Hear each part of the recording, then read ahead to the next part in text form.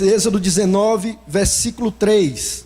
Diz assim a palavra do Senhor: Subiu Moisés a Deus, e do monte o Senhor o chamou e lhe disse: Assim falarás à casa de Jacó e anunciarás aos filhos de Israel.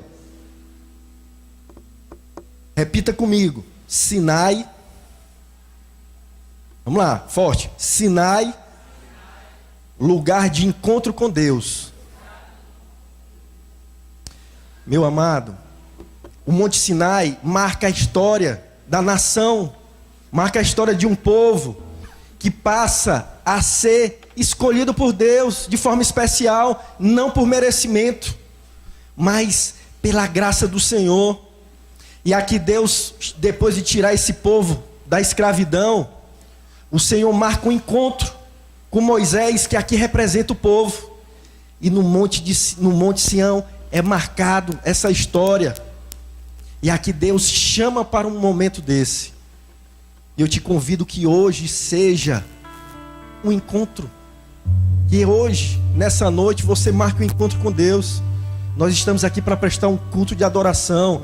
Nós somos agentes ativos para esse momento aqui. Sinai, lugar de encontro com Deus. Vamos seguir naquela leitura. Versículo 4.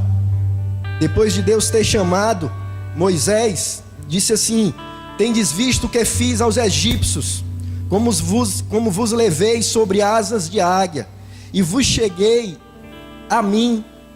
Agora, pois, se diligentemente ouvides a minha voz, e guardardes a minha aliança, então sereis a minha propriedade peculiar dentre todos os povos, porque toda a terra é minha, e vós me sereis reino de sacerdotes e nação santa. Não são estas as palavras que falarás aos filhos de Israel. Repita comigo: Sinai, lugar de compromisso com Deus.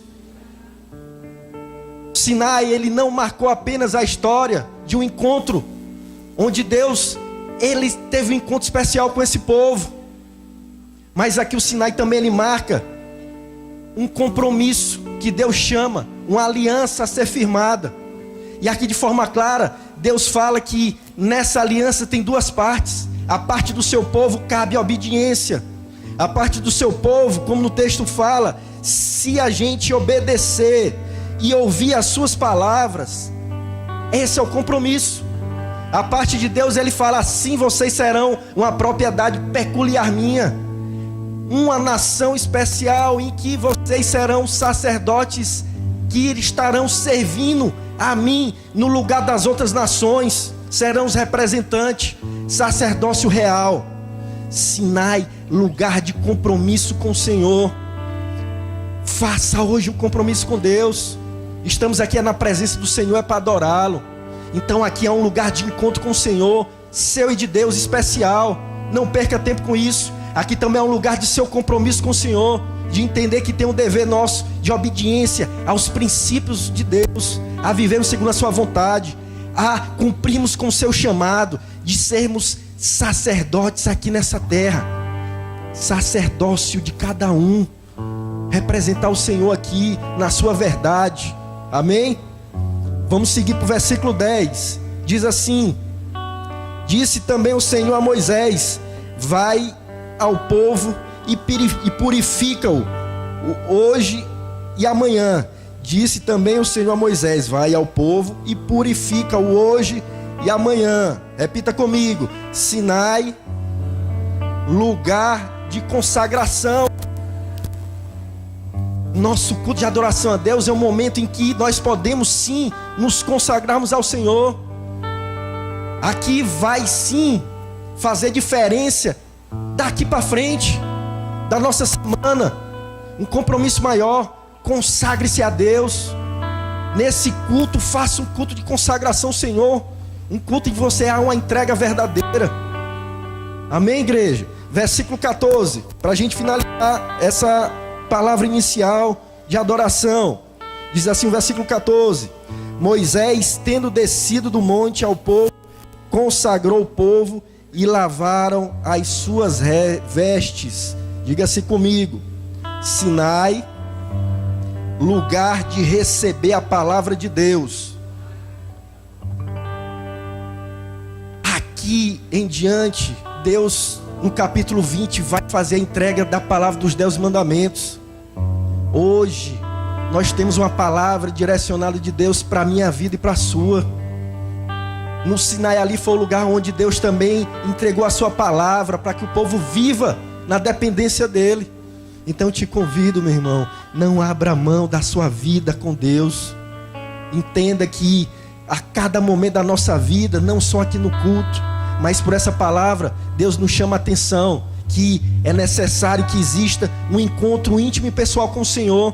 Se você não fez isso ainda na sua vida, prove a Deus, no sentido de experimentá-lo. Ele nos convida a buscá-lo. Então faça isso hoje. Tenha um encontro com Deus. Também hoje, essa palavra que nos chama a atenção em relação ao compromisso. Não existe aliança sem compromisso. Não existe pacto sem responsabilidade. Então, obedeça ao Senhor. Vá conhecer que palavras são essas que nos orientam a viver. Hoje, faça um momento de consagração a Deus. Hoje, receba a palavra do Senhor no seu coração e o adore em espírito e em verdade. Eu convido a igreja a assim continuar em adoração, porque Deus é digno desse louvor. Amém? Vamos louvar mais uma vez Rio de Vida, amém?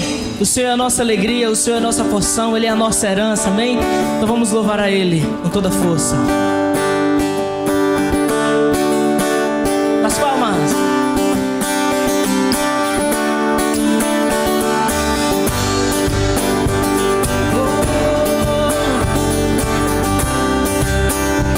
Queremos ter um coração sensível a Ti, Deus. Se eu ouço a Tua voz chamando o meu nome para entrar em comunhão, cante. Para entrar em comunhão, pois tenho sede e fome. Declare a Tua presença. Pode ser mais forte. É o que mais quero ter. É o que mais quero ter. A Tua presença.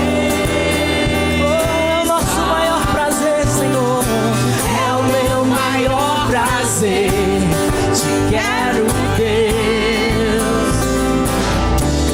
Te quero, Deus. Eu não posso deixar de te amar. Eu não posso deixar de adorar. Eu não posso deixar de desejar Tua presença.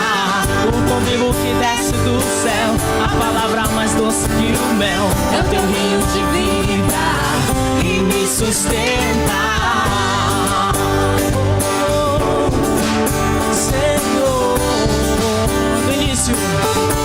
Deus, eu ouço. Deus, eu ouço a Tua voz chamando o meu nome para entrar em comunhão. Para entrar em comunhão, pois tenho sede e fome da Tua presença. É o que mais quero ter. A Tua presença, é o meu maior prazer. Te quero, Deus. Cante, igreja. Te quero, Deus. Eu não posso deixar de te amar. Eu não posso deixar de adorar. Eu não posso deixar de desejar Tua presença. O pão vivo que desce do céu, a palavra mais doce que o mel. É o Teu rio de vida que me sustenta.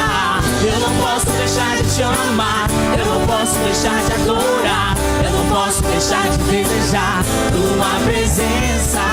O pão vivo que desce do céu, a palavra mais doce que o mel. É o Teu rio de vida que me sustenta. Vamos cantar todos juntos. Eu te louvarei, Senhor. Eu te louvarei de todo o coração, mais do que o ouro e a prata. Tua presença tua presença me basta, a tua presença me basta, a tua presença me basta. Te quero ter. Não podemos largar Jesus jamais. Glória. Eu não posso deixar de te amar, eu não posso deixar de adorar, eu não posso deixar de desejar tua presença. O fogo que desce do céu, a palavra mais doce que o mel, é o teu rio de vida que me sustenta. Eu não posso deixar de te amar, eu não posso deixar de adorar, eu não posso deixar de desejar tua presença. O fogo que desce do céu, a palavra mais doce que o mel, é o teu rio de vida que me sustenta. Senhor, que me sustenta, que nos fortalece a cada dia, que me sustenta.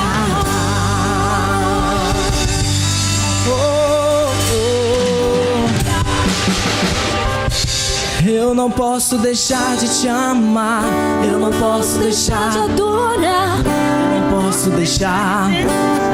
Não conseguimos jamais viver sem Jesus. Miserável homem que caminha sem Cristo, que não tem Ele em seu coração, que não caminha com Ele, que não persevera. Oh, eu não posso deixar de te amar, eu não posso deixar de te buscar, Senhor. Eu não posso deixar de desejar tua presença, o convívio que desce do céu, a palavra mais doce que o mel, é o teu rio de vida que me sustenta. Te amamos, Senhor. Aleluia. Nós queremos morar no céu contigo. Nós queremos, Senhor, participar do teu plano, o plano de salvação. Aleluia. Glória a Deus. Queremos morar no céu. Queremos ter uma vida eterna contigo, Jesus. Aleluia.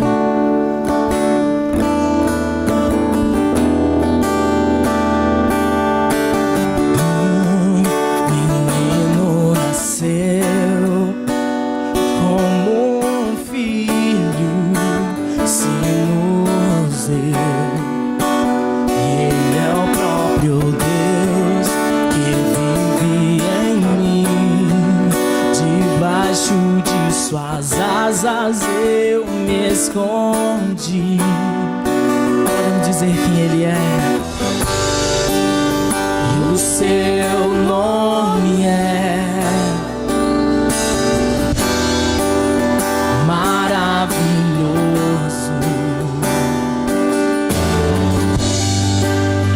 Glória ao príncipe da paz. Do céu, menino nasceu como um filho, se nos deu. Ele é o próprio Deus que vive em mim. Debaixo de suas asas eu me escondi. Tu és maravilhoso, e o seu nome é claro e bem forte. Maravilhoso. Te damos honra e glória, Senhor. Glória ao príncipe da paz.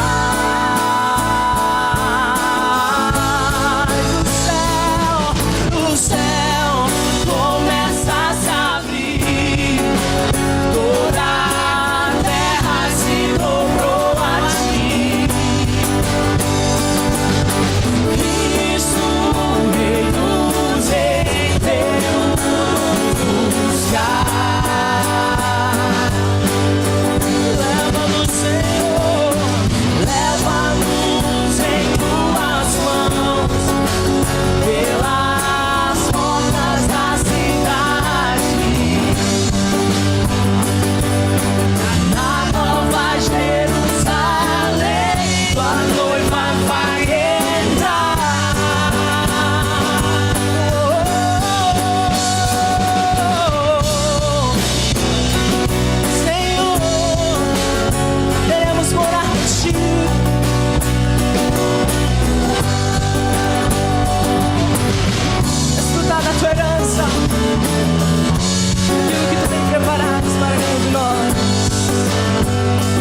declaramos que Tu és santo, Senhor.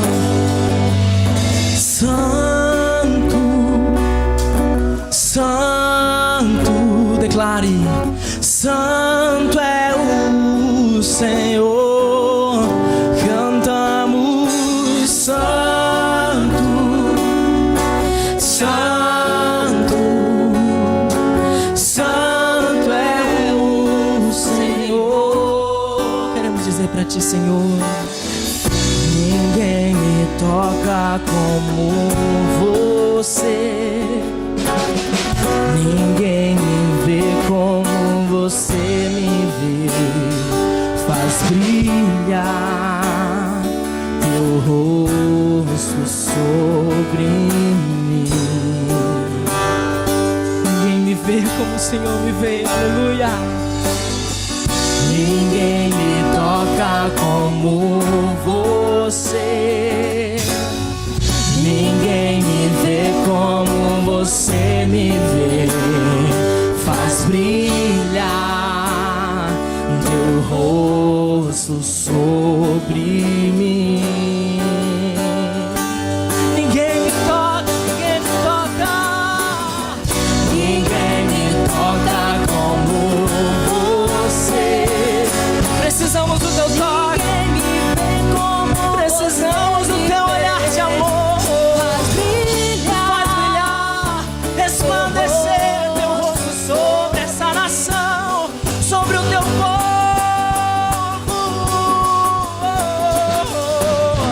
Ninguém me toca como Você.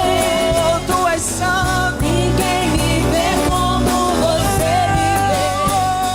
Faz brilhar. Santo é o Senhor. Teu rosto. Santo é o Senhor. Cantamos, cantamos. Santo, santo, santo é o Senhor.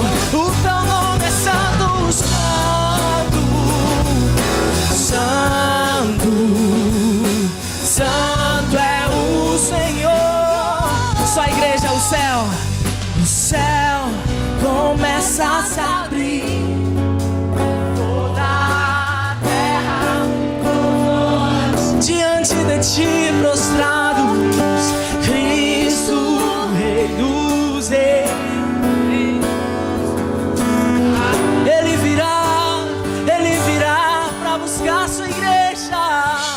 Leva-nos em Tuas mãos pelas portas da cidade. Na Nova Jerusalém, Tua noiva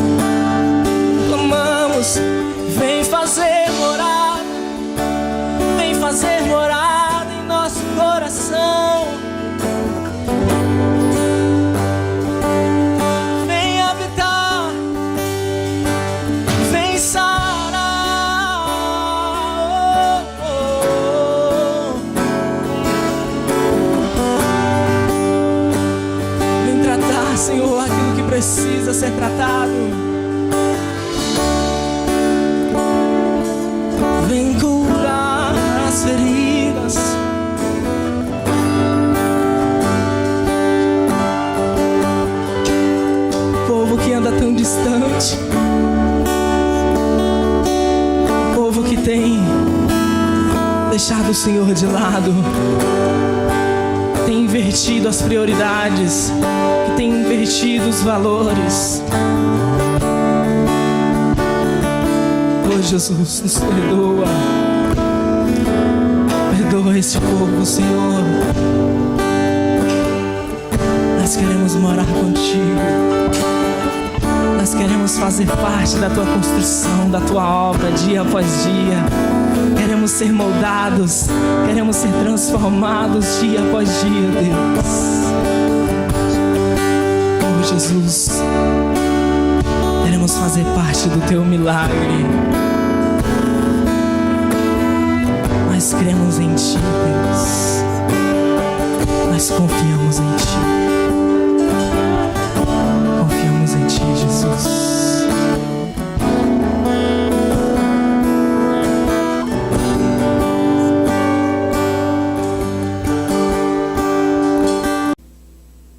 Presente a nossa nação.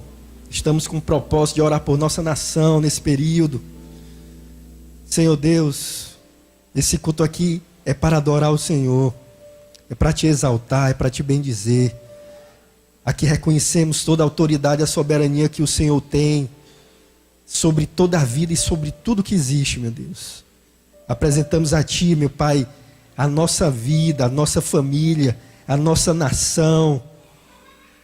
Desejamos que a nossa nação proclame que há só um Deus Todo-Poderoso, que há só um Deus que Ele é vivo, que há só um Deus que a sua palavra ela é eficaz, é uma palavra que traz vida, é uma palavra que traz renovo, é uma palavra que conserta, é uma palavra em que muda a história de vidas. Senhor, precisamos, meu Pai, que a nossa nação mude a sua história, a começar em nós, a seguir pelos nossos dirigentes, pelos nossos governantes, que sejam homens íntegros, retos, tementes ao Senhor, homens, meu Pai, e mulheres, meu Pai, que dependam de Ti, meu Pai, por governar uma nação tão grande, Senhor Deus, que nós fazemos parte. Nosso desejo, meu Pai, é que a nossa nação, meu Pai, tenha alegria de dizer e de viver a experiência. Feliz é a nação cujo Deus é o Senhor. Que a Tua nação se faça, meu Pai, presente aqui nas nossas vidas, a começar em nós, fazendo parte da Tua nação e desfrutando dessa alegria, da felicidade verdadeira, de ter uma comunhão contigo, de não viver só segundo os princípios e valores desse mundo, de rejeitar, meu Pai, uma consciência que despreza, meu Pai, a Tua palavra que nos ensina a viver. A Tua palavra, ela tem um propósito, e o Senhor mesmo fala que ela não volta para Ti vazia, mas ela cumpre, Senhor Deus, o fim, meu Pai, que o Senhor determinou. Aqui estamos, meu Pai, para receber do Senhor, através do Teu servo, do pastor Sandro, a Tua palavra, meu Pai, que restaura, a Tua palavra, Senhor Deus, que nos dá vida e que salva. Em nome do Senhor Jesus, recebe nosso louvor e adoração que foi ministrado aqui, meu Deus, e fala conosco, porque dependemos do Senhor. É com alegria, Senhor Jesus, que aqui em Teu nome nos reunimos. Amém e amém. Glória a Deus. Amém. Ide por todo o mundo, fazei discípulos em toda a terra, batizando-os no nome do Pai, do Filho e do Espírito Santo, e ensinando a guardar todos os mandamentos do Senhor. Essas foram as últimas palavras de Jesus antes de subir ao céu, descritas por Mateus, no evangelho dele, ensinando-os a guardar todos os seus mandamentos. Essa é a verdadeira mensagem que nós temos hoje para dar para famílias. Nem é a mensagem que eu vou estar pregando agora há pouco, mas ela tem a ver com isso também. Ensinando-os a guardar todos os mandamentos do Senhor. As nossas famílias sendo ensinadas, sendo guardadas. Amém? Meus queridos, me pediram para dar um aviso. Eu peço a compreensão de todos que estão aí, que estejam com crianças. Hoje não haverá salinha. Então eu peço para que os pais possam estar com suas crianças. Eu sei que às vezes é um pouquinho mais difícil, porque a criança, por não ter a mesma compreensão que alguém mais velho tem, às vezes ela não quer ficar quieta no lugar dela, quer se mover. Mas eu queria pedir a compreensão de vocês. Hoje não vai ser possível a salinha. Vai ter um pouquinho mais de trabalho para os pais, mas a gente pede a compreensão de todos. E hoje é o nosso culto da família. Hoje é o culto a qual nós, pelo menos uma vez por mês, paramos e voltamos a nossa atenção para as famílias, tá? E quando eu digo paramos e voltamos a atenção, não quer dizer que no restante do mês não estejamos preocupados. Muito pelo contrário. Tudo aquilo que tem a ver com o reino de Deus, com igreja, tem a ver com família. Tudo aquilo que nós falamos e ensinamos a respeito da palavra de Deus é utilizado como ferramenta, instrumento para nós fortalecermos as nossas famílias. Ontem mesmo nós tivemos um jantar de casais na igreja, né? Eu sei que uma boa parte daqui, por não estar na condição de casais, não estavam lá ou não puderam estar. Mas tivemos uma mensagem dada por um pastor convidado, voltado para a família, voltado para os relacionamentos. E hoje nós estamos aqui para tratar sobre esse assunto precioso, urgente e cada vez mais necessário para nós cuidarmos dos nossos lares, cuidarmos daqueles que têm o maior vínculo conosco, que são os nossos familiares, e zelarmos para que seja uma bênção, sempre uma grande bênção na mão do Senhor. E eu queria convidar você a abrir sua Bíblia na carta de Paulo aos Efésios, capítulo de número 6, no verso de número 10. Não sei se o David consegue projetar para mim aí. Efésios, capítulo 6, versículo 10. Queria ver se ele... Consegue, David? Ok. Estão vendo? Quem quiser acompanhar aqui. No demais, irmãos meus, fortalecei-vos no Senhor e na força do seu poder. Revesti-vos de toda a armadura de Deus, para que possais estar firmes contra as astutas ciladas do diabo. A tradução que eu tenho aqui, ela diz assim: finalmente fortaleçam-se no Senhor e no seu forte poder, e vistam toda a armadura de Deus, para poderem ficar firmes contra as ciladas do diabo. Amém? Esse texto é um texto bem conhecido, bem pregado inclusive, e se nós continuamos a leitura, ele vai falar a respeito das astutas ciladas do diabo, ele vai falar sobre, para que possamos resistir no dia mau, e ele fala principalmente, eu quero trabalhar somente com esses dois versículos, fortalecermos no Senhor e na força do seu poder. E no outro, vestirmos da armadura de Deus. Nós não vamos falar sobre a armadura de Deus detalhadamente. Você quer ler o texto depois em casa com calma, vai estar falando sobre a couraça da verdade, vai estar falando sobre o capacete da salvação, sobre a espada do Espírito, que é a palavra de Deus, vai estar falando das características dessa armadura. Mas hoje eu não quero voltar a atenção para isso. Eu quero falar sobre fortalecermos as nossas famílias, fortalecermos os nossos relacionamentos, fortalecermos os personagens, as pessoas que estão dentro de nossa casa, principalmente no Senhor e na força do seu poder, revestindo eles de toda a armadura de Deus. E quando eu falo sobre isso, eu começo a pensar sobre o que de fato é uma coisa forte. Porque quando falamos em fortalecer, nós estamos dizendo tornar algo forte, fazer algo que pode ser forte já e ele ser mais forte ainda. Ou nós pegamos algo que está fraco e damos a ele a característica de ser forte. Nós mudamos a condição dele, nós transformamos. Há algo a acrescentar para que aquilo que não era tão forte, ou que já é forte, se torne mais ainda. Mas o que é uma coisa forte? O que é força? Afinal de contas, como é que nós caracterizamos uma coisa que é capaz de ser qualificada, de receber esse adjetivo? É forte. E aí eu penso em pelo menos duas ilustrações. A primeira delas, eu lembro quando eu era menino, e que às vezes minha mãe queria me dar, eu era magrinho, né? Magrinho assim como Samuel, meu menino. Também era ruim de comer.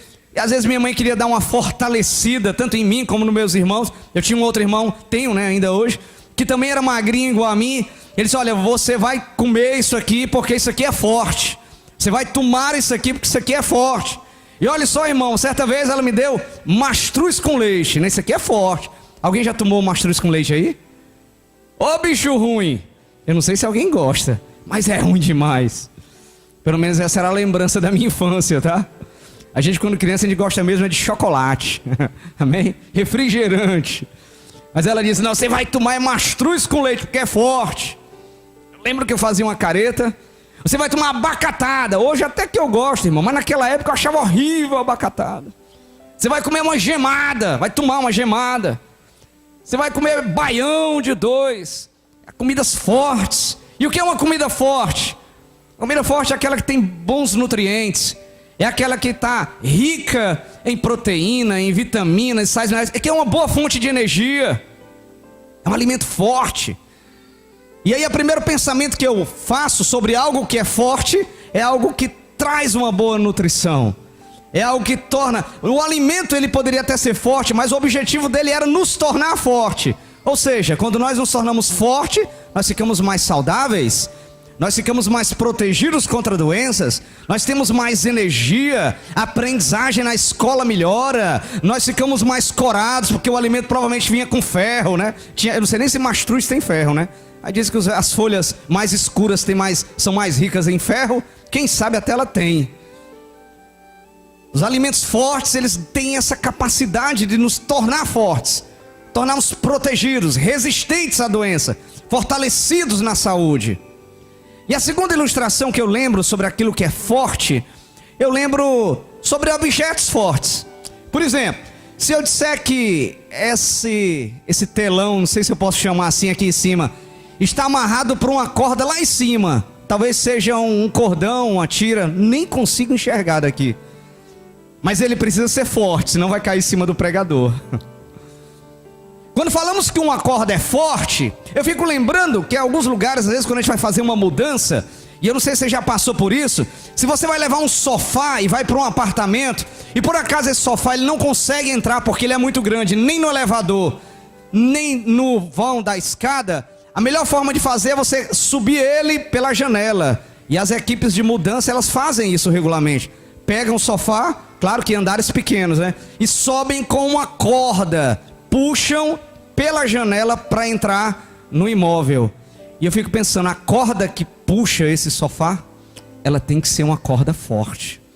Amém? Ela tem que resistir. Ela tem que suportar. Ela não pode quebrar, porque se ela quebrar, ela não é forte. Então quando nós falamos sobre um objeto forte, nós dizemos que ele tem que suportar. Ele tem que resistir.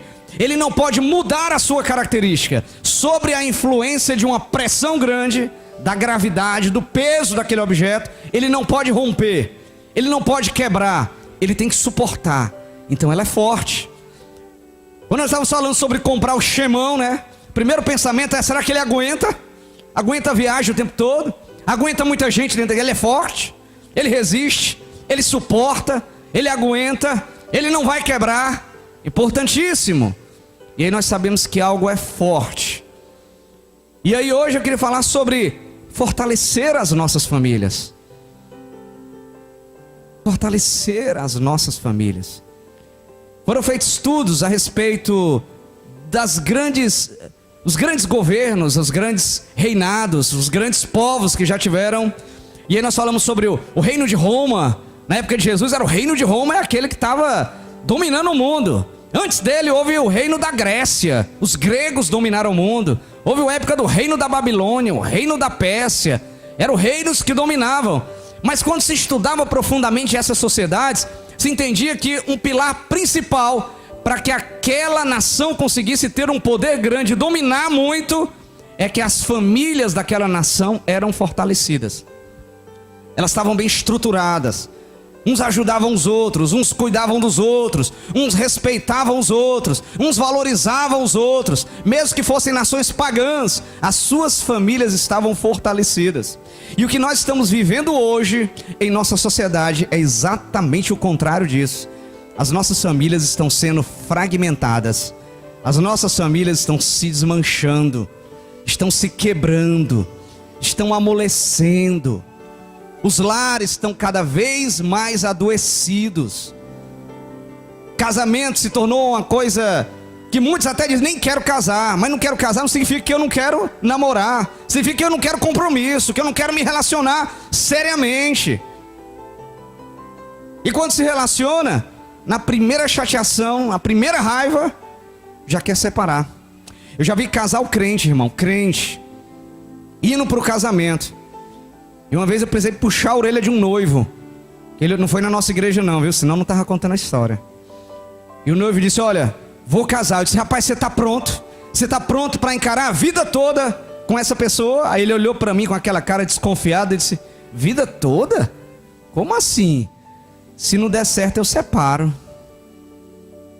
Esse é um pensamento que enfraquece um casamento. Você já vai no dia do casamento se casar pensando que se não der certo, separa. Irmão, casamento crente é assim. Se não der certo, a gente ora para dar certo. Se o amor acabar, a gente ora para o amor voltar. Se a crise conjugal se instaurar, a gente vai clamar a Deus, a gente vai pedir ajuda da igreja, a gente vai levantar um clamor, vai fazer uma campanha, vai fazer jejum, vigília para restaurar o nosso lar. E se o lar se quebrar, a gente vai tentar reconstruir ele. E quantas vezes eu já vi, eu sei que os pastores aqui já viram também, lares destroçados se reconstruírem.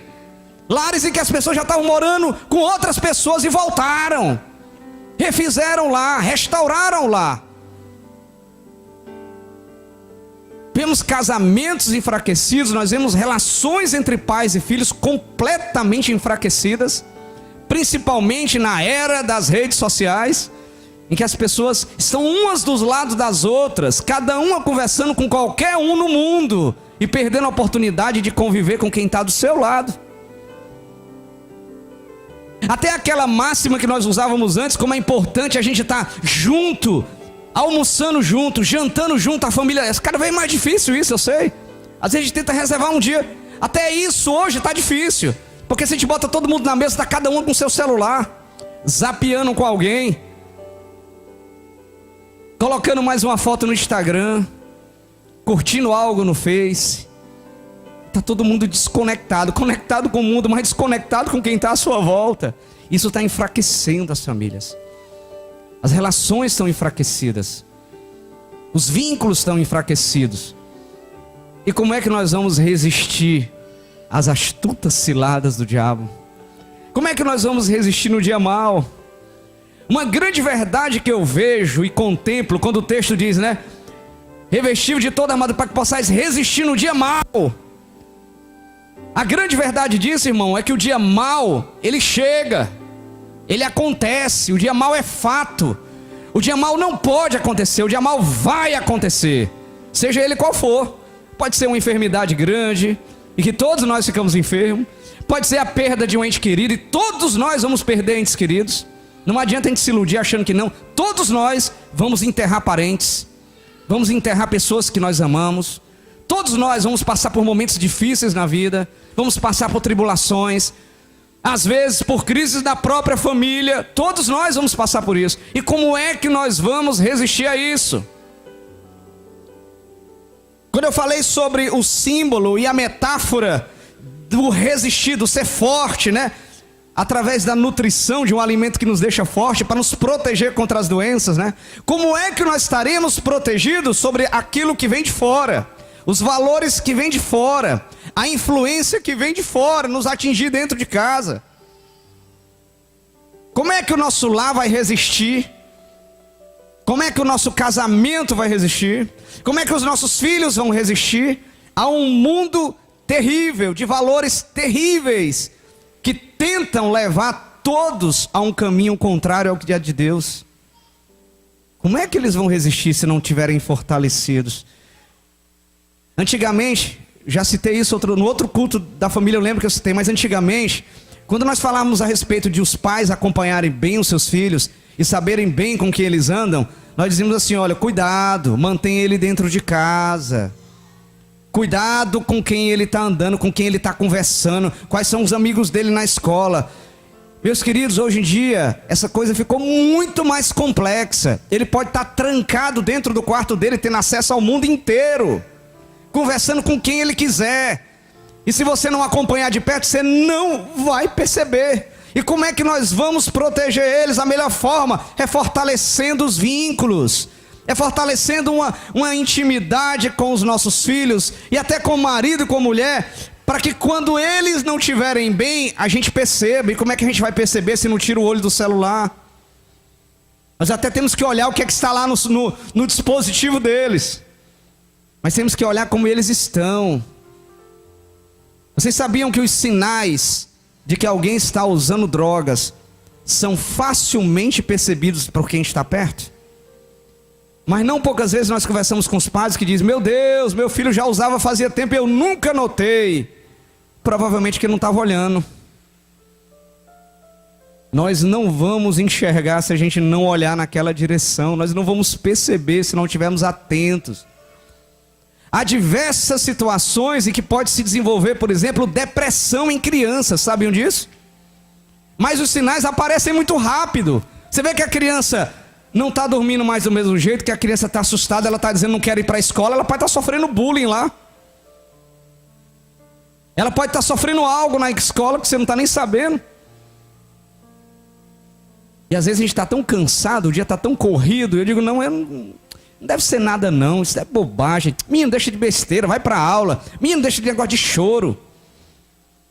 Vocês já ouviram falar do tal da febre emocional? É sinal de que alguma coisa muito errada está na emoção da criança. Muito comum em criança, tem adultos também, mas muito comum em criança. A criança está extremamente abalada emocionalmente, ela tem febre sem doença nenhuma. É só emocional. Só emocional. E pasmem, crianças também têm depressão. Crianças também têm crise de ansiedade. Crianças também têm fragilidade. Às vezes, de forma muito mais perigosa do que nós adultos, porque já adquirimos uma certa maturidade de como lidar com isso. Elas não. Elas precisam da gente para cuidar. Como é que nós vamos fortalecer? E eu gostaria de falar para vocês a respeito de uma pesquisa muito séria feita, e que ela pôde apontar 6 maneiras importantes de nós fortalecermos as nossas famílias. 6 maneiras preciosas, 6 ingredientes valorosos que nós podemos utilizar como ferramenta para que os nossos lares, as nossas relações e o cuidado que nós temos com cada um daqueles que estão à nossa volta possam ser aprimorados, possam ter melhor qualidade, a gente possa proteger os nossos. Ai, precisamos proteger os nossos. Precisamos cuidar deles, de cada um deles. A primeira forma, e vocês vão ter a impressão quando eu terminar as 6, querido, que não tem novidade nenhuma. A gente já sabia isso, a gente não fazia era praticar. A primeira forma de nós fortalecermos as nossas famílias, os nossos vínculos, é passar tempo junto. Precisamos passar mais tempo juntos. Gente, pode parecer óbvio, mas um casal precisa passar mais tempo junto. Mas como assim? A gente mora dentro da mesma casa. Mas se cada um estiver desconectado do outro, você está dentro da mesma casa, mas não está junto. Porque não tem diálogo. Porque você não está mais conhecendo o outro. Porque você não sabe mais como agradar. Porque você não sabe o que está acontecendo. Você não para nem para ouvir. Passar tempos juntos, irmãos. Passar tempo junto, talvez, e aí tem gente que pode se arranhar, ficar com raiva do pastor hoje. Talvez seja marcar um horário para que todos os celulares estejam desligados. Para dizer assim, olha, é hora da gente estar junto aqui. É o nosso horário da família. Como é que foi o seu dia? Como é que foi a sua semana? Como é que você está? Do que é que você está precisando? E muitas vezes esse horário vai ser o lugar, é o próximo item, mas eu já adianto alguma coisa.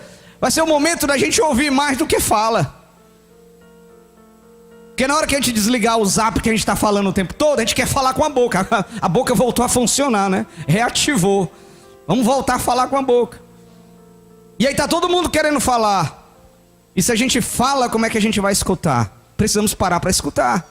Precisamos para estar atentos ao que o outro tem a dizer. Aliás, eu tenho falado muito para pais de adolescentes. Porque quando nós lidamos com criança, é muito fácil que eu esteja orientando o tempo todo o que é que ele tem que fazer. Mas ele vai crescendo e cada vez mais ele está ganhando autonomia de pensamento, ele tem capacidade de decidir coisas próprias e de seguir o próprio caminho. E nós precisamos, para se relacionar bem com o adolescente, principalmente parar para ouvir, dar atenção, valorizar a opinião dele, mesmo que eu não concorde. Valorizar que ele queira fazer uma coisa, mesmo que eu diga que você não vai fazer, mas eu respeito que você esteja querendo.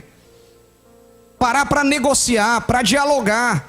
E dialogar, pasmem vocês, quer dizer dois. É os dois falando, mas os dois ouvindo. Não pode haver diálogo. Não, eu converso muito com meu filho, senta ele lá no sofá e tome sola no ouvido dele. Isso não é conversa, isso é sermão. Conversa vem dos dois lados, eu falo, mas eu escuto. Eu quero ser compreendido, mas eu também tento compreender. Eu presto atenção no que ele está dizendo, do mesmo jeito que eu quero que ele preste atenção no que eu estou falando. Isso é conversar.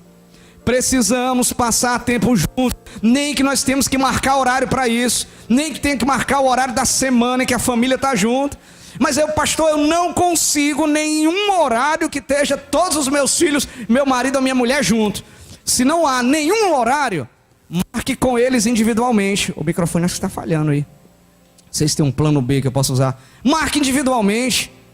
Pare por grupos, né? Ou não consigo com o marido agora, mas vai ser com os filhos. Ou não vai ser com todos, mas vai ser pelo menos com dois. Mas com que todos tenham tempo juntos para conviver.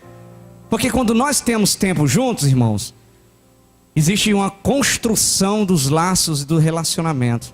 Hoje eu estava falando para meus alunos na escola dominical sobre relacionamento com Deus. A importância que há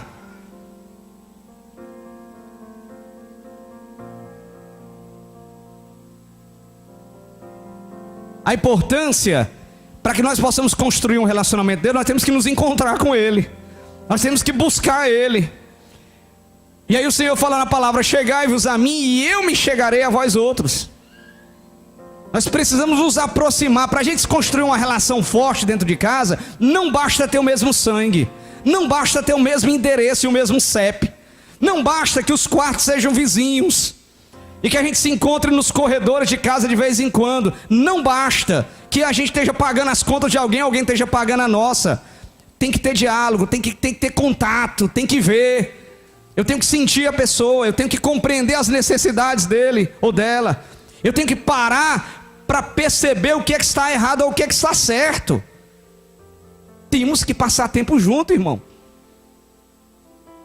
E essa vida está cada vez mais louca, e está todo mundo cada vez mais correndo. E quando chega em casa, cada um quer fazer uma coisa diferente. Parece estranho, mas nós encontramos casais que há muito tempo não se encontram.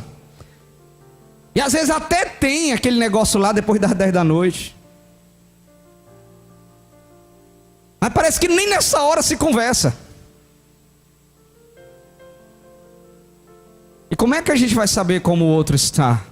Como é que nós vamos nos comunicar? E aí o segundo ponto, que eu já comecei a introduzir, o segundo ponto, segunda característica de uma família fortalecida, o segundo ingrediente que eu posso acrescentar à nossa família, para que ela se torne fortalecida, é uma boa forma de comunicação. Nós precisamos nos comunicar bem. É preciso comunicação, e comunicação ela vai muito mais além do que só falar. Às vezes ela vai até além do que só ouvir, ou ouvir também. Para que a comunicação de fato ela exista e esteja ocorrendo, tem que haver entendimento. Eu preciso compreender o que o outro está dizendo, e eu preciso que o outro compreenda o que eu estou dizendo. Quantos casais nós encontramos extremamente machucados, desgastados, num momento assim já de limite das suas emoções, e quando a gente para conversar com eles, eles não conseguem se entender. Por quê? Porque o ouvido deles está inflamado. Pastor, eles estão com otite? É mais ou menos isso, otite emocional. Ou seja, eu estou chateado, eu estou cansado do que o outro está fazendo, eu estou irritado, eu estou magoado, eu já não aguento mais algumas coisas que estão me irritando. E aí não adianta, tudo que vier do outro eu vou entender errado, porque a minha audição está inflamada. Entenderam? Não só a audição, como se eu estou inflamado, as minhas palavras elas vão sair inflamadas também. Por isso que eu vivo dizendo, quando as coisas começam a esquentar entre duas pessoas, e pode ser o casal, pode ser pai e filho, pode ser amigos, pode ser irmãos na igreja, se alguém esquenta a cabeça e vai esbravejar, a melhor coisa que o outro pode fazer é calar. pode parecer que o que estou dizendo é óbvio, mas poucas pessoas conseguem fazer. Porque como as palavras do outro vêm envenenadas, elas machucam, elas ferem, elas ofendem, elas irritam. E a primeira coisa que a gente quer é se defender. Primeira coisa que a gente quer é se justificar. Não é bem assim não. Você está exagerando. Você não está sendo justo. Você não está falando da forma correta. Você não está levando em conta o meu lado. Você não está me entendendo. Não tente se defender, não vai funcionar. A pessoa está inflamada. A audição dela está inflamada. Tudo que você disser, mesmo que seja óbvio, não vai funcionar. A pessoa não vai receber. Ela não vai entender. Melhor opção que a gente tem é ficar calado, pedir a Deus. Eu lembro que tem um paciente meu que eu estou treinando ele a fazer isso, ficar calado quando a mulher está esbravejando. Ele disse, mas é difícil demais. Eu sei, eu passei mais de 10 anos para descobrir como que fazia. Eu tinha teoria, mas para conseguir. Se a pessoa está irritada, o outro tem que calar. Você já viram duas pessoas irritadas tentando se entender? Não funciona, gente. Nunca vai funcionar. Nunca vai funcionar. Alguém tem que calar. Aí depois que o ânimo acalma, a gente vai tentar conversar. Mas pastor, eu vou ficar aos pedaços. Eu sei, dói bastante. Mas é a única forma da gente tentar dialogar com eficiência. Precisamos parar para ouvir o outro, precisamos tentar entender. E se eu não consigo sozinho, porque sou pai, porque sou marido, porque estou envolvido afetivamente, pede ajuda de outra pessoa. Uma pessoa madura, uma pessoa preparada, para que ajude lá. Às vezes em terapia de casal, e eu trabalho também com isso, a gente bota o casal um do outro, bota o marido e a mulher lá. E a gente deixa a coisa acontecer. E quando eu digo deixa a coisa acontecer, às vezes a coisa é a briga mesmo. Os dois começam a brigar na minha frente lá. Esbraveja com o outro. E eu deixo acontecer. Por quê? Primeiro que eu quero saber como é que eles brigam. O que é que eles estão fazendo. Segundo, depois eu pego o que cada um falou e eu vou traduzir para o outro. Eu vou filtrar e traduzir o que é que exatamente o outro está querendo dizer, sem as farpas, né? Sem o veneno, sem as agulhadas que foram dadas. E aí a gente consegue facilitar a comunicação. Mas não é fácil, porque estão irritados. Precisamos parar para dialogar. Pastor, eu só consigo falar com meu marido ou com minha esposa quando estamos irritados através do zap. Meu irmão, se funcionar, use. Pode usar, não tem problema não. Só não deixe com que esse seja a única forma de comunicação.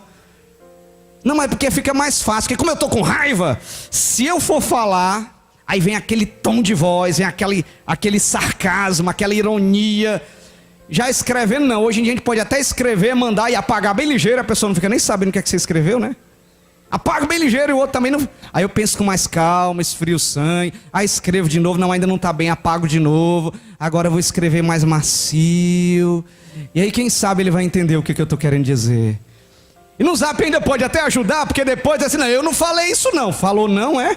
Olha só o que é que está escrito aqui. Está tudo registrado, né? Pode até ajudar, veja só. Eu não estou falando que essa é a melhor forma não. A melhor é olho no olho, tá? Melhor olho no olho. Mas se você acha que só consegue conversar assim, pelo menos se comunique através de algum meio. Mas que haja comunicação. E esse é o segundo importante ponto. Nós precisamos ter bons modelos de comunicação. Porque se a gente se comunica bem, a gente tem mais chance de entender o outro.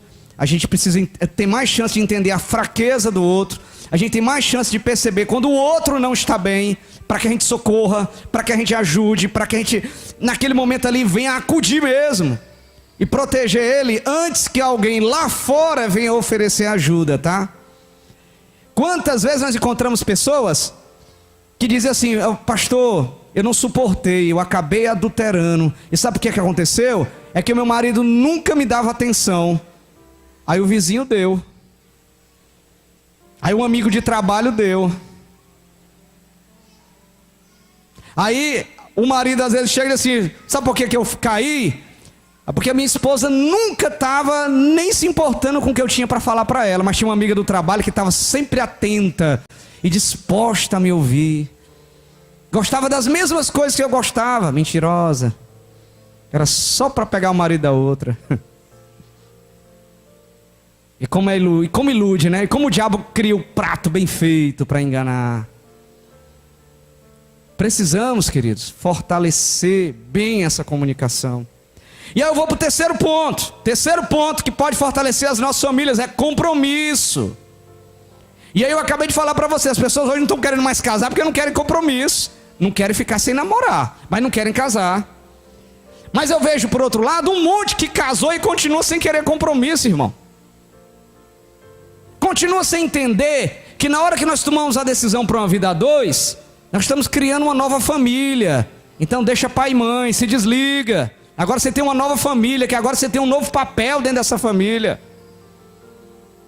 Você tem vínculos ainda, mas o seu laço principal agora é dentro da sua casa, marido com mulher e os filhos que virão. É com eles que nós temos compromisso. Pessoas que a gente conversa às vezes já, como já dizia minha mãe adora falar essa expressão, né? Vocês vão ficar velho barbado, né? Tem gente que já é velho barbado, passou dos 40, mas tudo é com a mamãe. Passa mais tempo com a mamãe do que com a esposa. Nada contra o relacionamento entre mãe e filho, mas meu amigo, você tem uma esposa, você agora é marido, tenha compromisso. A responsabilidade de governo do seu lar é sua. Compromisso é se comprometer com a felicidade do outro, é se comprometer com a necessidade do outro, é se comprometer com a educação dos nossos filhos. E aí eu digo muito sério, não acreditem, há uma grande mentira dizendo que a escola vai educar os nossos filhos. Escola não educa. Quem educa são os pais. Escola escolariza. Escola ensina disciplinas. E às vezes, elas até tem uma ou outra que se preocupa com valores, mas às vezes ensinam até valores errados. Tem escolas por aí que já estão com ingredientes, por exemplo, de ideologia de gênero. Ensinando até que as crianças não têm sexo, que elas podem ter o direito de decidir. Circulou na mídia um tempo desse uma professora que estava ensinando a menina de, acho que de 6 anos de idade, a beijar um homem e beijar uma mulher para ver qual dos dois ele gosta. 6 anos de idade. Escola pode esculhambar a educação dos seus filhos. E imagine só o tempo que ele passa na escola e o tempo que passa dentro da sua casa com vocês. A responsabilidade de educar é da família. A escola ela pode complementar, escolarizando. A responsabilidade de ensinar os nossos filhos, e aí tem que ter compromisso, a se tornarem pessoas de oração, é da família. Os nossos filhos vão aprender a ser crente, não é na igreja não. A igreja vai complementar. Afinal de contas, quando é que você vem para a igreja, irmão? No domingo? No máximo na quinta também? E quanto tempo ele passa dentro de casa? Vendo um vídeo no YouTube e você não sabe nem o que ele está vendo. A responsabilidade de acompanhar a vida espiritual das crianças é dos pais. Nós temos que ter compromisso com isso. Talvez se eu perguntar para cada pai aqui onde é que você quer que seu filho chegue, o que é que ele quer que seja na vida, talvez você tenha um projeto. Ah, eu queria, né? Talvez você tenha um sonho. Nem sempre você vai ter o projeto. Eu queria que ele fosse. Antigamente se dizia assim, né? Esse negócio de antigamente parece até que eu sou velho, né? O pessoal não acredita quando eu digo que eu tenho 20 anos. E alguns meses, né? Alguns meses. Mas o compromisso que nós temos que ter, irmão, com os nossos filhos, é um compromisso que tem que ser muito sério. Eu tenho que cuidar de detalhe por detalhe. Porque quando nós dizemos o que eu quero para o meu filho é... E aí os nossos sonhos, eles podem ser... Ah, eu quero que ele... Eu vou falar o antigamente que eu disse, né? Antigamente dizia, eu quero que seja doutor, né? Doutor significava ter nível superior. Ah, eu quero que ele tenha bastante dinheiro. Eu quero que ele seja uma pessoa de sucesso. Eu quero que case bem. Eu quero que isso, eu quero que aquilo. E quero um monte de coisa. Na verdade, o verdadeiro desejo de um crente é: eu quero que meu filho seja crente também. Ele seja filho melhor do que eu sou para Deus. Ele seja um servo fiel. Ele tenha compromisso com a verdade. Trate com seriedade as coisas do céu. Amém. Você já disse o que você quer. Mas qual é o compromisso que você tem com isso? Ou você acha que isso vai acontecer por sorte? É sorte não, irmão. Nós vamos cultivar isso. Não temos a certeza de onde vai chegar, mas podemos colocar ingredientes importantes. Quero que o meu filho se torne uma pessoa de oração. Eu vou orar junto com ele. Quero que ele seja alguém que maneja bem a palavra. Eu não vou esperar que ele chegue no domingo para ir para a igreja para alguém ensinar, não. Eu vou ensinar ele dentro de casa. Vou botar ele para ler a palavra junto comigo. Eu vou tirar as dúvidas dele antes que alguém tente tirar essas dúvidas, deturpando, ensinando heresia, ou tentando plantar o veneno do ateísmo no coração dele, tornando ele ateu. É eu que vou tirar as dúvidas dele. Precisamos ter compromisso, eu preciso me envolver. Se eu quero educar os meus filhos, eu tenho que me envolver com essa educação. Eu tenho que saber o que está acontecendo lá na escola, o que você está aprendendo. Ensinar valores, ensinar sobre o que é certo e errado, somos nós que temos que estar ensinando isso. Isso só vai acontecer se nós tivermos compromisso. Compromisso com os nossos lares. Marido e mulher têm que ter compromisso um com o outro. Por mais que pareça absurdo, tá cheio de casal que já não tem mais compromisso. Tem obrigação, é o jeito, né? Estamos dentro, já entramos nesse barco, vamos até o final. A gente tem que ter compromisso. Você sabia, marido, que a responsabilidade da sua esposa ser feliz é sua? Você sabia, mulher, que é você que tem que fazer o seu marido feliz, não é ele que tem que ser feliz sozinho, não? Sabia que quando nós casamos, o principal compromisso que nós temos é: cabe a mim ser uma bênção na vida do meu cônjuge, ser um instrumento de Deus para abençoar ele, ser coluna espiritual na vida dele, orar por ele, interceder por ele, estar de joelho junto com ele quando ele precisar. Esse é compromisso, irmão. Precisamos de compromisso. O quarto, e claro, nós já começamos a entrar nele também. Essa pesquisa, irmão, que eu estou falando para vocês, não foi uma pesquisa feita por religiosos, não. Uma pesquisa social, uma pesquisa que tentava ver de uma forma geral o que eles identificaram que tornava as famílias fortes, fortalecidas, para se proteger contra tudo aquilo que está tentando fragmentar a família. E sabe qual é o quarto item que foi apresentado na pesquisa? Orientação religiosa. Eita! Ter uma orientação religiosa dentro de casa fortalece a família contra um monte de coisa. Eu lembro de um livro que eu li na faculdade, que é antiquíssimo, eu acho que do século XIX, de um dos pais da sociologia, que era Durkheim, William Durkheim. O nome do livro era O Suicídio. Ele fez uma pesquisa social pesadíssima a respeito do suicídio. E eu lembro de um dado estatístico que ele levantou naquela época, e que com o passar do tempo só vai se confirmando: pessoas com uma boa orientação religiosa têm muito menos chance de tirar a própria vida do que aqueles que não têm. E aí uma certa vez eu fui convidado para compor uma mesa redonda lá na UFC, na Universidade Federal. Existe lá na Universidade Federal um movimento que é... Um programa que é o Pra Vida, que é um programa de valorização da vida, de prevenção ao suicídio. E certa vez eles me convidaram como palestrante. Eu fui como pastor, não fui nem como psicólogo. Eles só descobriram que eu era psicólogo quando eu cheguei lá. Eles colocaram um padre, colocaram um espírita e colocaram a mim como pastor para falar sobre suicídio, falar sobre prevenção a isso. E eu, além de trazer, claro, a parte religiosa do que a Bíblia nos ensina, eu trouxe um tratado detalhado de diversas pesquisas que têm sido feitas por estudiosos no mundo todo a respeito da relação entre religiosidade e prevenção ao suicídio. E todas elas dizem a mesma coisa. Eu estou falando fortemente sobre isso, irmão, embora seja um tema forte, porque está uma epidemia aí fora. A quantidade de jovens que está tirando a própria vida aqui em Fortaleza está enorme. E não é jovem, só jovem não, é adultos também. É enorme. E aí, claro, se a gente tirar do extremo do suicídio, a gente vai, pessoas que desenvolvem depressão, pessoas que acabam caindo nas drogas, pessoas que acabam caindo na marginalidade, pessoas que têm a sua vida espiritual fragmentada e acabam se afastando do caminho do Senhor, porque muitas vezes faltou uma boa orientação religiosa dentro de casa, faltou os pais, faltou um bom culto doméstico, faltou os pais ensinarem o caminho da verdade. Sabe aquela história de que quando a criança está doente, vamos correr atrás do médico, vamos no pediatra, vamos atrás de um remédio, peraí que eu acho que eu tenho um Anador aqui. Época do Anador, hein? É o novo. Tem uma dipirona, tem um paracetamol. O que você acha de, em vez disso, dizer assim: meu filho, nós vamos atrás de um jeito de curar você, mas deixa eu fazer uma oração por você. Deixa eu colocar a mão sobre a sua cabeça, deixa eu interceder pela sua vida. Qual é o modelo que nós estamos dando para os nossos filhos sobre valores, sobre honestidade? sobre respeito ao outro, sobre ter uma vida reta diante de Deus? Ou será que quando a gente passa por esses portões e está indo para casa, o primeiro carro que corta a gente já solta aquele palavrão desse tamanho? Que não pode ver um sinal vermelho, senão, mas hoje é domingo, pode, a gente vai atravessando tudinho.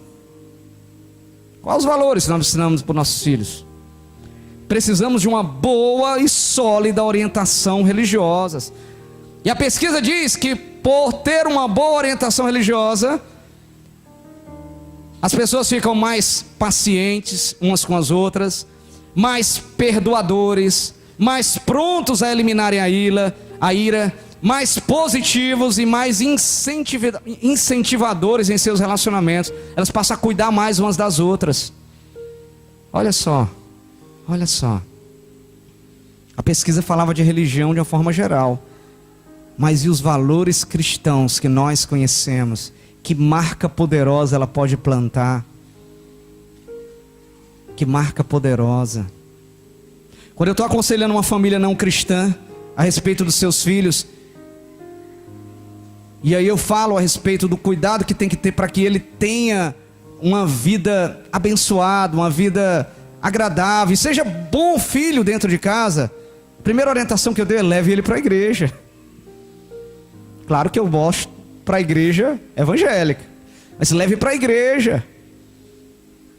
Que ele se relacione bem com outros jovens, que ele conheça a verdade, que a palavra possa entrar no seu coração, que ele aprenda o caminho do temor a Deus, que ele tenha compromisso com a verdade. Amém? O quinto item, e são só 6, hein? Está acabando. O quinto item que pode fortalecer as famílias é a capacidade de enfrentar as crises de forma positiva. Talvez podemos falar aí de uma palavrinha que nem todos conhecem o significado, que é resiliência. Capacidade de superar, de resistir, a capacidade da corda de não quebrar. Se nós trabalharmos nas nossas famílias para que elas consigam resistir um momento de dificuldade sem se quebrar, elas estarão muito mais fortalecidas. E como é que a gente faz isso, pastor? Sabe o que é que tem deixado extremamente preocupado com a sociedade de uma forma geral? Os psicólogos estão preocupados com isso hoje. É como os pais não deixam mais os seus filhos terem frustração. Na hora que o menino chora, eu tenho que dar o que ele quer o mais rápido possível. São esses, irmão, que quando os problemas da vida vêm, não aguentam e querem tirar a vida. É pessoas que não estão acostumadas a lidar com problema. Digo para minha esposa, às vezes o menino está chorando, ele está chorando, deixa chorar. Ora, se a Bíblia diz: bem-aventurados que choram porque serão consolados, quem sou eu para dizer que não? Ah, mas ele está triste, ele está chateado, deixa ficar. Ele tem que aprender a se recuperar disso. Ele tem que aprender a sair disso. Não é a gente que tem que tapar todos os problemas dele e tentar resolver tudo, não, porque o mundo lá fora não vai fazer isso, não. O mundo lá fora, quando ele estiver caindo, vai empurrar para ele cair mais ainda. O problema lá fora, quando chegar, ninguém vai estender a mão para ele, não. Se a gente ficar estendendo a mão para tudo, ele nunca vai aprender a sair sozinho. Não tem como a gente fortalecer alguma coisa sem deixar com que ela passe por momentos de dificuldade. As pessoas que são crescidas em lares e que se dá tudo o que eles querem, não aprendem a lutar por nada. Uma vez eu estava conversando com o pai e ele dizia assim: olha, com os meus 14 anos de idade, eu fiquei órfão, tive que lutar, tive que trabalhar, batalhar desde cedo, passei num concurso, venci isso, venci. Agora o meu filho dele tinha 15 anos de idade, mais ou menos a mesma idade. Agora meu filho tem 15 anos de idade, a única coisa que ele quer fazer da vida dele é estudar. E o cara não quer nada. Só quer saber de brincar, só quer saber de estar no videogame. Não entendeu que tem que lutar. Aquele pai ficou assustado quando eu olhei para ele e disse: para você foi muito mais fácil do que para ele. Ele olhou para mim e disse: como assim? Você teve necessidade, meu querido. Você teve uma necessidade que lhe obrigou a se tornar um sobrevivente. Você está deixando seu filho ter necessidade? Você está dando tudo o que ele quer. Como é que ele vai aprender a lutar? Como é que ele vai aprender o caminho da meritocracia? A gente, para vencer, tem que lutar, tem que batalhar, tem que correr atrás. Se você dá tudo o que ele quer. Entenderam? A melhor forma de nós ensinarmos a resistir às dificuldades é não se esconder delas. Hoje mesmo o pastor Cláudio estava assistindo minha aula lá, ele deu um exemplo legal. As pessoas passam por problemas, às vezes problemas emocionais, e querem se esconder disso. Eu quero logo um remedinho que é para me anestesiar, né? Não sou nada contra os remédios psicotrópicos quando são medicados, passados por um médico e bem controlados, não. Mas muito cuidado, porque a dor tem que ser vivenciada também, o sofrimento tem que ser vivenciado também. A gente tem que aprender a sair lá de dentro, a gente tem que aprender a superar. Não é só tapar tudo não, não é só anestesiar não. Mas pastor, passei por um momento muito difícil. Amém, irmão. Vamos buscar uma forma de se fortalecer, erguer a cabeça, levantar e sobreviver. Mas arrancaram vários pedaços de mim, vamos contar o que sobrou e vamos sobreviver com o que sobrou. Precisamos ensinar a ser fortalecidos. E eu chego no último ponto, já quase 8 horas. Último ponto que nós podemos usar, e essa é uma ferramenta que está nas nossas mãos, irmãos. Eu convido você a usar ela demais, que pode fortalecer as famílias. A pesquisa disse que a admiração é uns fortalecerem os outros com palavras positivas, com palavras que levantam a autoestima. São maridos que, em vez de estarem preocupados em dizer que a mulher está engordando, meu irmão, é natural. A mulher tem uma fonte de gordura muito maior. A necessidade normal da mulher vai ser engordar. Em vez de estar preocupado em dizer que a mulher está engordando, que a gravidade está prevalecendo, você está entendendo o que eu estou dizendo? Em vez da mulher estar preocupada em dizer que os homens estão perdendo cabelo, embora eu não tenha problema com isso, graças a Deus. Em vez de estar preocupado em reclamar, em criticar, em dizer o que é que não está legal, vamos fazer o contrário, vamos olhar o que está bem e vamos jogar para cima, vamos elogiar. Quantas vezes nós vemos crianças crescidas em lares que as pessoas estão sempre criticando, sempre com palavras pesadas. Tirou nota baixa, você não vai dar para nada na vida, você vai ser gari. Ele aqui pensa, gari ganha dinheiro bom, é concurso público, é difícil para passar. Você vai ser morador de rua, se não... Irmão, em vez de ficar falando tanta palavra pesada, troca esse linguajar, diga assim: olha, pode ser que as coisas não estejam bem agora, mas você tem potencial, eu sei que você pode chegar longe e você vai chegar, mas aproveite para ir logo, porque quanto mais tempo você demorar para ir, mais tempo você vai demorar para chegar lá. Tenho falado para pais, eu trabalho também em uma escola grande, eu tenho falado para pais, chega o boletim, no meu tempo, né, 15 anos atrás, né, os boletins eram vermelho ou azul, né, hoje é tudo preto, que é impresso na empresa, normalmente a impressora é tudo preto, mas antigamente era o azul e o vermelho, né? Aí o menino tem 10 matérias, tem 9 matérias que tem nota azul e uma com nota vermelha. Aí o pai bota todo o holofote em cima da nota vermelha, né? Como é que pode? A única coisa que tu faz é estudar e não tá conseguindo fazer direito. Olha só essa nota baixa, seu isso, seu aquilo, seu... Eu tenho ensinado para os pais, quer que seu filho tome gosto pelos estudos? Comece elogiando ele, como você é inteligente. Seu potencial é tremendo. Olha que coisa maravilhosa. Olha a quantidade de nota azul que você tem. Meu filho, eu tenho orgulho de você. Joga ele lá pra cima. Aí no final você diz assim: mas tem uma notazinha vermelha aqui. Mas eu sei que você tem condição de vencer ela, de mudar essa história, de melhorar essa situação. Você valorizou os acertos, irmão. Quando você está só olhando para o que deu errado, você está valorizando o erro, você está jogando a autoestima lá para baixo. E quantas pessoas temos encontrado com a autoestima dilacerada, achando que não conseguem nada, que não são capazes de nada, que não vão chegar em lugar nenhum, que não vão vencer nada na vida. E não é à toa que estão pensando isso não, é porque isso foi gravado na cabeça deles. Eu digo mais, irmão, lá fora não falta gente para dizer isso. Com criança, até os amiguinhos dele, que a criança não perdoa não, né? Vem com as críticas mais pesadas. Até os amiguinhos vão dizer isso para ele. A chance que você tem de estar na contramão disso, imprimindo boas palavras de construção, é dentro de casa. Palavras de afirmação, palavras de motivação, palavras de amor, palavras de encorajamento, palavras de admiração, é o que a pesquisa diz. Precisamos falar palavras que jogam as pessoas para cima. Você sabe como é que o judeu faz? O judeu ele tem duas práticas interessantes. A primeira dela é o bar mitzvah, que é um ritual que é feito no início da adolescência, que ele pega o menino, né? E normalmente se pega o menino e se diz, esse é o meu filho amado, em que eu me alegro, né? Em que me comprazo, né? O judeu adora fazer isso. Chega lá no bar mitzvah, a cerimônia toda ordenada ali para para dizer que o menino está chegando lá, vai agora ingressar num caminho mais adulto, e ele começa: esse é o meu filho amado, né? Jesus não teve o bar mitzvah dele, não teve. O pai dele estava lá em cima, não estava aqui para dizer isso. Por isso que no dia que começou o ministério de Jesus, que a Bíblia diz que o Espírito Santo desceu sobre ele, a Bíblia também diz que ouviu uma voz do céu dizendo: esse é o meu filho amado, em quem me comprazo. Era o próprio Deus dizendo com Jesus: você é valoroso, você alegra o meu coração, você é importante para mim, eu te amo. Precisamos dizer isso para as pessoas que estão ao nosso redor. Marido e mulher tem que dizer isso diariamente.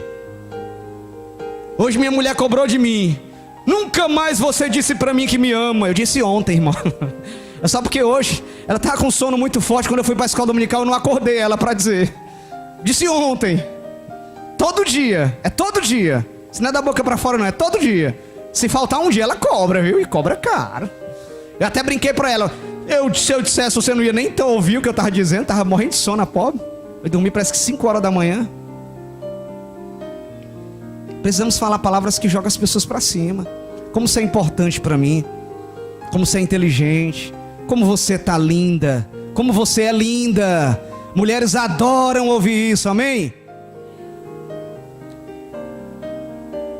Mulheres olharem para o marido: como você é forte, como você é corajoso, eu me sinto protegida por você, você é o meu homem. Maridos gostam de ouvir isso, não gostam? Amém? Amém? E parece que é só eu que gosto, hein? Gosta, pastor, de ouvir? Palavras que afirmam, palavras que jogam para cima. Amém, queridos? São características importantes. Nós encerramos a mensagem por aqui, mas são características importantes que precisamos entender, precisamos compreender a cada dia mais. Se as nossas famílias estiverem fortalecidas, elas terão muito menos chances de quebrar, dos relacionamentos quebrarem, das ligações existentes entre cada um dentro de casa se fragmentarem, se quebrarem. E se elas estão fortalecidas, mais facilmente eu posso socorrer quando precisarem, eu posso consolar quando precisarem, eu posso animar quando precisarem, eu posso estender a mão quando precisarem. Terão mais protegidas de tanta influência maligna que tem aí fora. Mas cabe a nós, a cada um de nós, fortalecermos essas ligações. Se nós perdemos a oportunidade, pode ser que ela não volte mais. Amém? Deus abençoe a todos e todas as famílias aqui representadas, em nome de Jesus. Amados, César Augusto, um grande homem romano, ele recebeu a visita de um político amigo nos últimos dias da vida dele, nos últimos momentos. E esse amigo entregou um bilhetinho e colocou no bolso dele e falou assim: ó, leia agora mesmo, porque isso é importante para você. Aí César Augusto olhou para o amigo e falou assim: coisa urgente eu deixo para amanhã. Logo a seguir encontraram César Augusto morto, e diz a história que encontraram um bilhetinho na roupa dele que dizia assim, do amigo: tente fugir, porque estão tentando tirar a sua vida. Mas ele, brincando, disse: coisa importante eu deixo para depois. Meu querido, nós recebemos aqui de forma muito clara, muito objetiva, 6 ingredientes, com outros ingredientes também, que precisamos viver em famílias, quer sejam filhos, quer sejam cônjuges, e que precisamos colocar isso em prática de imediato. Você não pode deixar para depois. Sexta-feira estávamos na madrugada com carinho e encontrei várias pessoas ali que eu tive a oportunidade de conversar. Um deles morava em São Paulo e recebeu por zap um convite de uma mulher para vir para cá para casar. Chegou aqui, foi enrolado, perdeu tudo, estava morando na rua e ali estava 1 mês e meio. Eu acho que ele agora está até na casa de recuperação, um deles que foi para lá. Meu querido, tem gente que está brincando com a coisa séria. Tem gente que está deixando para depois uma mudança que precisa ser realizada agora. O inimigo está tentando destruir famílias, a sociedade está aí pregando algo diferente daquilo que o Senhor quer, mas nós estamos aqui nesta noite para dizer para você que Deus ama a sua família, Deus quer que a sua família seja estruturada, Ele não vai tirar os problemas da sua família, mas Ele nesta noite quer dizer para você que todo problema que a sua família passa, é possível ter superação, dá para ultrapassar. Eu sempre digo que todo problema, antes de chegar em você, passa pelo crivo de Deus. Lembra de Jó? Tudo vai passar pelo crivo de Deus. E esta noite, neste culto da família, Deus quer te impactar a ponto de fazer com que a sua família, que certamente tem problemas, possa superar, e você possa, em nome de Jesus, ter uma família equilibrada, uma família abençoada, para a glória de Deus. O próprio Jesus disse: vinde a mim, todos vós que estáis cansados e sobrecarregados, e eu vos aliviarei. A solução não é jogar toalha. Sexta-feira na madrugada, com carinho, com todos aqueles que estavam ali, eu estava pregando sobre um endemoniado gadareno, que depois de liberto, ele foi expulso da sociedade e queria seguir a Jesus. Jesus falou: não me siga, eu não quero você do meu lado, eu quero que você volte para casa e seja um canal de bênção. É isso que Deus quer para você, meu querido, que a sua família seja equilibrada, que você seja um canal de bênçãos. E por isso nós vamos levantar um clamor. Nós estamos nos 40 dias com propósito agora pela nação. Hoje estamos pelos governantes, e nós queremos levantar esse clamor pelas nossas famílias em nome de Jesus. Vamos ficar de pé nesse momento. E eu gostaria de lançar um desafio para você. Se você está passando por alguma dificuldade, se você está passando por algum problema, se você quer que o Senhor, de uma forma toda especial, esteja agindo na sua vida, na sua família, meu querido, vem aqui à frente, não tenha medo, e nós vamos orar por você em nome de Jesus. Essa é a hora. Você que está ao alcance de nossa voz, você que está ouvindo essa mensagem aí, neste momento, nós vamos orar por você. Vem aqui à frente, em nome de Jesus. Nós cremos que os problemas que estamos passando podem ser superados, se nós, de fato, colocarmos tudo isso que a gente aprendeu nesta noite, esses ingredientes: saber ouvir, ter equilíbrio. Tudo isso é importante para a nossa vida. Vem aqui à frente, em nome de Jesus, e nós vamos clamar pela sua família, em nome de Jesus. Consagre a sua família ao Senhor. Josué falou: não importa o que os outros escolham, não importam, eu e a minha casa serviremos ao Senhor. Vindo aqui à frente, você está falando como Josué: eu vou consagrar minha família ao Senhor, eu vou superar as dificuldades. Se você está com problema com seu filho, se você está com problema com a sua mãe, se você está com problema com seu irmão, vem aqui à frente em nome de Jesus. Coloca essa questão diante do Senhor, e eu creio, meu querido, nós cremos que o Senhor te dará a vitória em nome de Jesus. Vamos orar. Pai eterno, Pai amado, aqui estão os teus servos, as tuas servas. Ó Deus, em nome do Senhor Jesus, estão aqui, Pai, declarando publicamente que querem um toque do Senhor em cada família. Muitos estão passando por tristezas, outros passando por enfermidades. Muitos lares estão sendo, ó Deus, alvos do inimigo. Mas agora, em nome de Jesus de Nazaré, nós decretamos e declaramos que a unção do Senhor, que a bênção do Senhor estará em todos esses lares aqui. E ó Deus, nós clamamos ao Senhor, ó Deus, a restauração, a edificação, a cura, a salvação, Pai, daqueles que estão longe dos teus caminhos. Em nome de Jesus, na autoridade que o Senhor tem nos dado, nós abençoamos essas famílias. Nós abençoamos em nome de Jesus, em nome de Jesus, em nome de Jesus. Amém e amém. Vamos aplaudir o nosso Deus. Podemos assentar.